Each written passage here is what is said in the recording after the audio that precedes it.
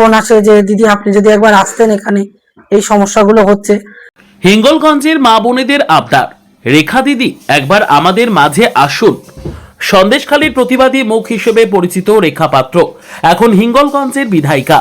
সদ্য অনুষ্ঠিত 2026 সালের পশ্চিমবঙ্গ বিধানসভা নির্বাচনে হিঙ্গলগঞ্জ কেন্দ্র থেকে জয়ী হয়ে তিনি বিধানসভায় পৌঁছেছেন। নির্বাচনী প্রচার থেকে ভোটের দিন পর্যন্ত হিঙ্গলগঞ্জের অসংখ্য মা বোন তার পাশে ছিলেন।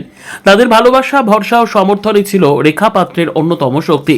রাজ্যে পালাবদলের পর বিজেপি সরকার গঠন হওয়ায় এলাকাবাসীর প্রত্যাশাও বেড়েছে।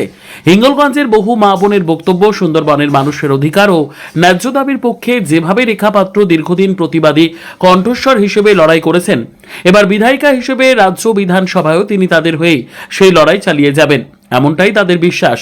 স্থানীয় মহিলাদের একটাই আবদার, রেখা দিদি আমাদের সঙ্গে একটু দেখা করুন, আমাদের এলাকায় এসে মানুষের সমস্যাগুলো কাছ থেকে দেখুন। তাঁদের মতে এই আবেদন ভরসা ও ভালোবাসারই প্রতিফলন।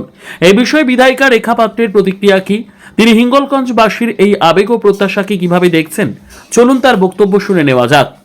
অবশ্যই দেখা করবো, যেখানে হিঙ্গলগঞ্জে আছি কেন দেখা করব না।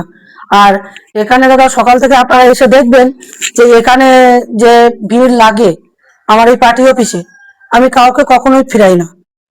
হয়তো ওনাদের কোন মানে এত মানুষের, গ্রাম অঞ্চলের মানুষ একটু কম বোঝে, কার বউ পালিয়ে যাচ্ছে, কার মেয়ে পালিয়ে যাচ্ছে, কার জমি লুট হয়ে গেছে। এখান থেকে ধরুন 50 বছর 60 বছর আগে জমি লুট করেছে যে বিগত দিনের যেসব সরকার ছিল তারা, সেই সব বিষয় নিয়ে আরো বিষয় মানে হসপিটালে অ্যাডমিট হবে, আর ওই অ্যাডমিট করতে পারছে না ভালো হসপিটালে চিকিৎসার জন্য, নানান বিষয় নিয়ে আসে।